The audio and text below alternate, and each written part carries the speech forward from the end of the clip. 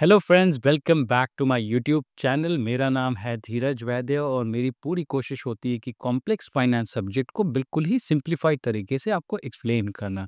अगर आप बनाना चाहते हैं कैरियर्स इन फाइनेंस या फिर अगर आप फाइनेंस में बहुत ही इंटरेस्ट रखते हैं और कॉम्प्लेक्स फाइनेंस सब्जेक्ट को सीखना चाहते हैं तो इस चैनल को आप सब्सक्राइब ज़रूर करें।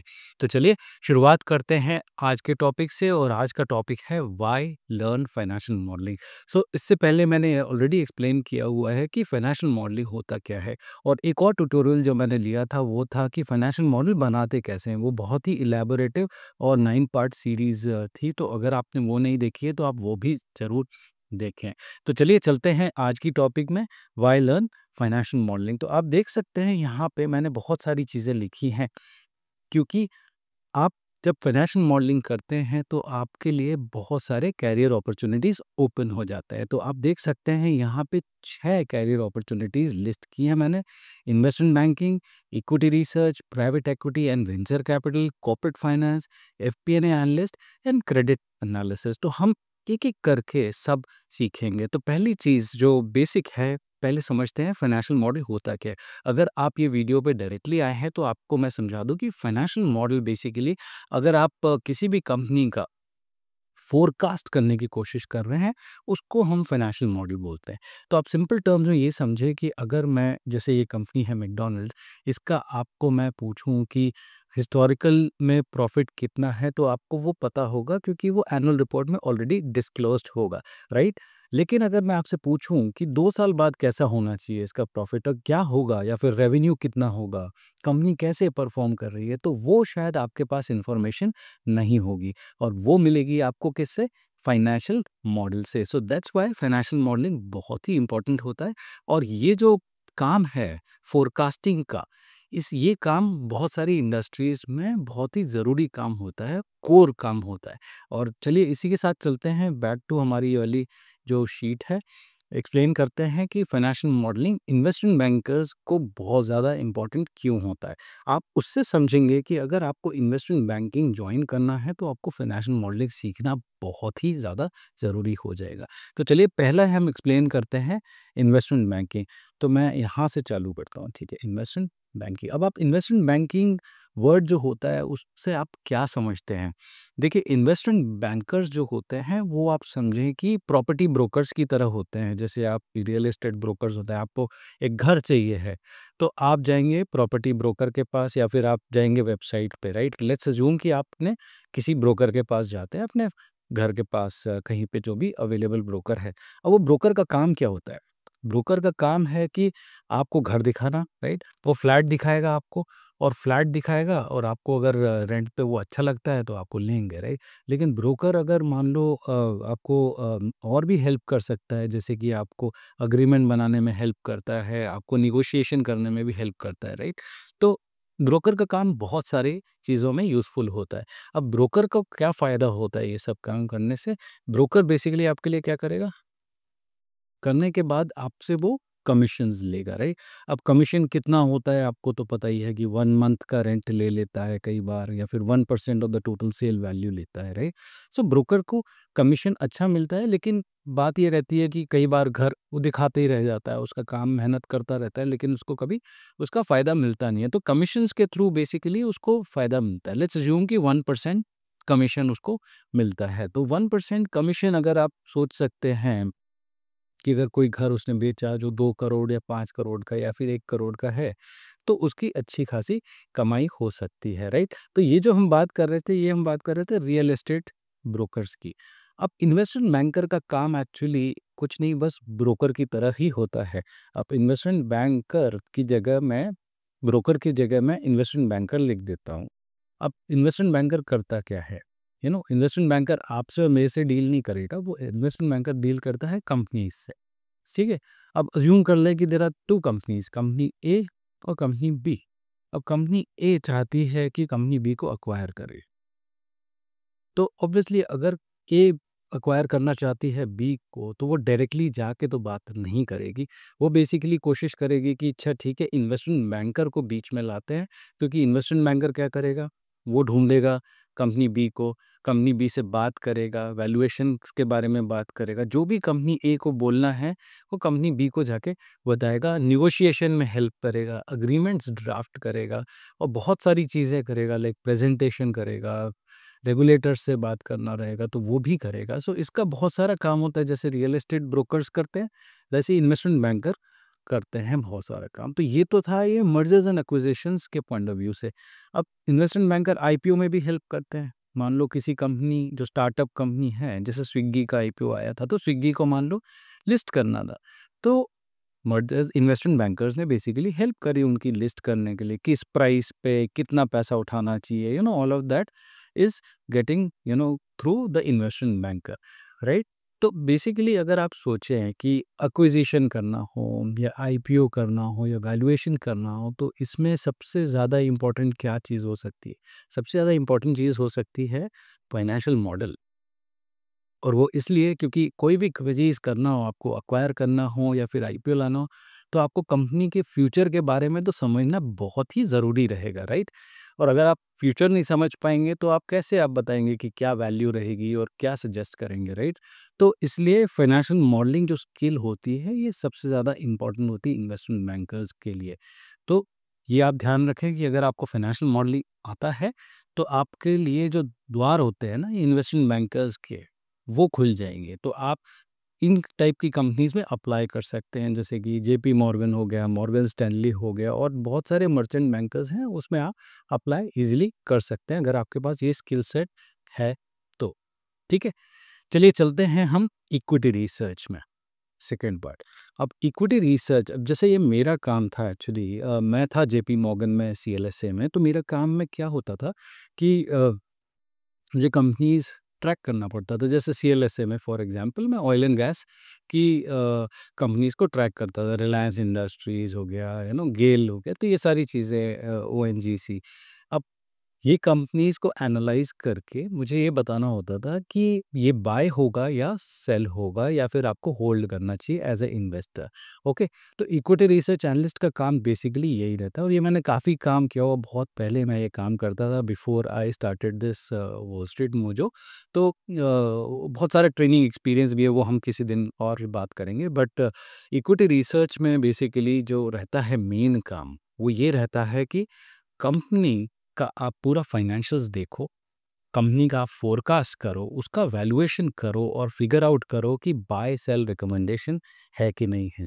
सो आप कोई भी कंपनी जैसे आप ट्रैक कर रहे हो, मान लो आईटीसी हो या डाबर हो या जो भी हो, तो उस कंपनी का बाय सेल रिकमेंडेशन आपको बताना होता है as a equity research analyst.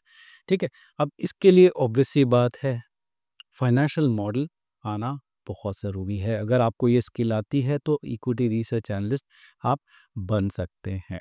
तो आप देख रहे हैं कि क्यों सीखना चाहिए फाइनेंशियल मॉडलिंग। ये बहुत एस्पिरेशनल जॉब्स होती हैं फाइनेंशियल मॉडलिंग से रिलेटेड, क्योंकि हर हर स्टूडेंट मैंने देखा है उसको इन्वेस्टमेंट बैंकर बनना है, कोर फाइनेंस जॉब करना है, उसको ज़रूरी नहीं है कि ट्रेडर बनना है। उसको बेसिकली मेन फंडामेंटल एनालिसिस करके अपनी लाइफ सेट करनी है ये वाले टाइप के रोल्स में। तो आप ये देख सकते हैं कि अगर आप फाइनेंशियल मॉडलिंग सीखेंगे तो आपको कितना फ़ायदा हो सकता है। चलिए देखते हैं तीसरा, वो है प्राइवेट इक्विटी का। अब प्राइवेट इक्विटी में क्या होता है, ये एक्चुअली रिलेटेड है इक्विटी रिसर्च से। अब प्राइवेट इक्विटी में बेसिकली आप जब आप सोचें कि आप एक इन्वेस्टर हैं, ठीक है? अब आप इन्वेस्ट करने वाले हो स्टॉक मार्केट में लिस्टेड कंपनीज़ में, राइट? तो आप अगर डाबर का शेयर खरीदना चाहते हैं या फिर आईटीसी का शेयर खरीदना चाहते हैं, तो वो आप इमीडिएटली जाके स्टॉक मार्केट में खरीद सकते हैं ना, आपके पास ऐप है, आप से बाय सेल कर लें। लेकिन प्राइवेट इक्विटी का काम क्या रहता है, वो कंपनीज़ को आइडेंटिफ़ाई करना जो स्टॉक मार्केट में नहीं है, वो प्राइवेट हैं। तो उसमें आप और मैं इन्वेस्ट नहीं कर सकते। बेसिकली ये प्राइवेट इक्विटी वाले जो होते हैं, इनको छोटी-छोटी कंपनीज़ जो स्टार्टअप कंपनीज़ होती हैं, उनसे वो बात करते रहते हैं और उसको एक्वायर करते हैं या फिर उसमें स्टेक लेते हैं। तो बेसिकली काम सेम रहता है इनका, स्टार्टअप कंपनीज़, प्राइवेट कंपनी से। अब ये इनके बारे में इंफॉर्मेशन कम होती है, इसलिए प्राइवेट इक्विटी वालों को प्रोएक्टिवली ढूंढते रहना पड़ता है अपनी इन्वेस्टमेंट्स करने के लिए। ठीक है, बट अगर मुझे किसी स्टार्टअप कंपनी में इन्वेस्ट करना है तो मुझे क्या आना चाहिए, आप बताइए। सोच के देखिए, कोई भी कंपनी अगर वो अच्छा करने वाली है फ्यूचर में, तो मुझे उसके बारे में पता होना चाहिए। कैसा प्रोडक्ट होगा, कैसा प्लान है, कैसा मैनेजमेंट है और कैसे फाइनेंशियल्स होंगे फ्यूचर में, राइट? तो अब आपको समझ में आ रहा है, अगर मुझे फाइनेंशियल समझ में आ रहे हैं, तो वो कैसे समझ में आएँगे? वो आएँगे मुझे समझ में केवल फाइनेंशियल मॉडल से। सो स्टार्टअप का फाइनेंशियल मॉडल, प्राइवेट कंपनीज़ का फाइनेंशियल मॉडल, तो वो मॉडलिंग सब एक ही जैसे होती है। डेटा का बस थोड़ा ऊपर-नीचे होता है, बट ऑल इन ऑल जब प्राइवेट इक्विटी वाले इन्वेस्ट करते हैं स्टार्टअप में, तो उनको भी फाइनेंशियल मॉडलिंग का नॉलेज बहुत ही अच्छे से आना चाहिए। तो आप ये ध्यान रहे कि अगर फाइनेंशियल मॉडलिंग सीखते हैं, तो आपके लिए इसके भी डोर्स ओपन हो जाते हैं। ठीक है? अब चलते हैं अपने नेक्स्ट वन, कॉर्पोरेट फाइनेंस में। अब कॉर्पोरेट फाइनेंस बड़ा ही इंटरेस्टिंग चीज़ होता है, क्योंकि अगर आपको कोर फाइनेंस जॉब्स देखनी है, तो कॉर्पोरेट फाइनेंस आप एक्चुअली कंसिडर कर सकते हैं। अब कॉर्पोरेट फाइनेंस में होता क्या है? कॉर्पोरेट फाइनेंस अगर आप देखें, तो कॉर्पोरेट फाइनेंस के लिए आप किसी कंपनी में जॉइन करते हैं, जैसे कि आईटीसी, ओके? जैसे क्योंकि मैंने एग्ज़ाम्पल लिया, अब आईटीसी के आप कॉर्पोरेट फाइनेंस टीम में, ठीक है? अब आपका जॉब क्या होगा? आपका जॉब होगा कि जो भी प्रोजेक्ट आ रहे हैं, ठीक है?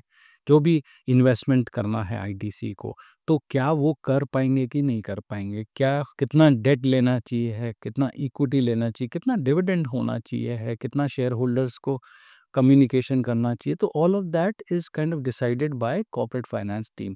सो बेसिकली ये क्या करते, कैसे पैसा आएगा और कैसे डिप्लॉयमेंट होगी, इसका पूरा डिसीजन ये कॉर्पोरेट फाइनेंस टीम करती है। अब वो आने वाला और जाने वाला ये जब पूरा फ्लो समझने के लिए आपको कंपनी के बारे में पूरा समझना पड़ता है, और इसका पूरा का पूरा जो मेन कोर होता है, वो अगेन होता है फाइनेंशियल मॉडल। तो आपको अगेन कॉर्पोरेट फाइनेंस रोल्स में जाना है, तो फाइनेंशियल मॉडलिंग आना बहुत ही ज़्यादा ज़रूरी है। ठीक है? अब ये मोटा-मोटा तो आपको समझ में आ गए ये 4, चलिए आखिरी 2 भी सीख समझ लेते हैं। FPNA analyst, financial planning and analysis, ठीक है? Financial planning and analysis, FPNA. ये काफ़ी पॉपुलर हो रहा है बाय द वे। सो आपको अगर फाइनेंशियल प्लानिंग एंड एनालिसिस में जाना है, तो आप एक्चुअली कंसिडर कर सकते हैं, बहुत ही सही चीज़ चल रही है। अब इसमें क्या होता है, अगर जैसे एफपीएनए होता है ना, आप ये समझिए कि बजटिंग एंड फोरकास्टिंग। अब बजटिंग एंड फोरकास्टिंग किस चीज़ के लिए कर रहे हैं? अगेन आप किसी कंपनी के लिए काम कर रहे हैं, जैसे कि आईटीसी। अगर आईटीसी में आप एफपीएनए एनालिस्ट हैं, तो आप बजटिंग करेंगे किसी भी प्रोजेक्ट का, फोरकास्टिंग करेंगे। इसका मतलब ये है, प्रोजेक्ट का भी हो सकता है, कंपनी का भी हो सकता है। तो आपका काम ये हो सकता है कि हर क्वार्टर में कितना फोरकास्ट कर रहे हैं अपन रेवेन्यू, किस प्रोजेक्ट से कितना पैसा आ सकता है, किस ज्योग्राफी से कितना आएगा। तो आपको ये पूरा एनालिसिस करते रहना पड़ता है, आपने कितना बजट किया था कॉस्ट, उससे कॉस्ट के ऊपर गया या नीचे आया। तो ये सारी इन्फॉर्मेशन जो है, ये अगेन फाइनेंशियल मॉडल से ही आती है। तो मैंने एक बार ये भी डिस्कस किया है अपने प्रीवियस वीडियो में, different types of financial model.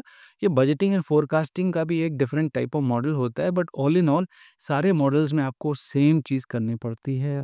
आपको रेवेन्यू फोरकास्ट करना होगा, कॉस्ट फोरकास्ट करना होगा, फिगर आउट करना होगा कि आप कि कैश और इनकम जो है, वो बराबर से मैच हो रहे हैं, नहीं हो रहे हैं। अगर नहीं हो रहे हैं, तो क्या मेजर्स लिए जा सकते हैं। तो अगेन इसमें फाइनेंशियल मॉडलिंग का बहुत ही ज़्यादा इम्पोर्टेंस होता है। ठीक है? लास्ट जो है इसमें, जो मैंने एक्चुअली लिस्ट तो बहुत लंबी है, लेकिन मैंने डिस्कस किया है केवल टॉप 6 रोल्स को। ठीक है? तो छठा जो है हमारे पास में, वो है क्रेडिट एनालिसिस का। अब इक्विटी रिसर्च और क्रेडिट एनालिसिस काफ़ी हैंड इन हैंड एक जैसे ही रोल्स होते हैं। एक का आउटपुट होता है कि बाय सेल रिकमेंडेशन देना, और दूसरे का आउटपुट होता है क्रेडिट रेटिंग्स बताना। अब आपको पता होगा कंपनी है जैसे कि क्रिसिल, राइट? अब क्रिसिल क्या करेगी कि डाबर या फिर आईटीसी टाइप की कंपनीज को वो एनालाइज करेगी, सेम जैसे इक्विटी रिसर्च एनालिस्ट एनालाइज करता है, वैसे ही एग्जैक्टली करेगी। अब इसमें क्या होता है कि अब वो यहाँ पे जो बाय सेल रिकमेंडेशन जो हम कह रहे हैं, वो है शेयर्स का, राइट? यहाँ पे जो क्रेडिट रेटिंग जो हम बात करते हैं, वो होती है डेट के बारे में, जो लोन लिया है कंपनी ने उसके बारे में होती है। तो क्रेडिट एनालिसिस वालों का जो काम होता है, वो ये होता है कि फोरकास्ट करो कंपनी के बारे में, देखो कि कंपनी क्या डेट पेमेंट कर पाएगी, इंटरेस्ट पेमेंट कर पाएगी टाइमली, और अगर नहीं कर पाएगी तो क्या प्रॉब्लम हो सकती है। तो बहुत सारी चीज़ें इसमें क्रेडिट के पॉइंट ऑफ व्यू से जाती है, डेट के पॉइंट ऑफ व्यू से जाती है। तो एनालिसिस मोर और लेस काफ़ी काफ़ी सिमिलर होता है। इसमें फोकस शेयर्स पे होता है, इसमें फोकस डेट पे होता है।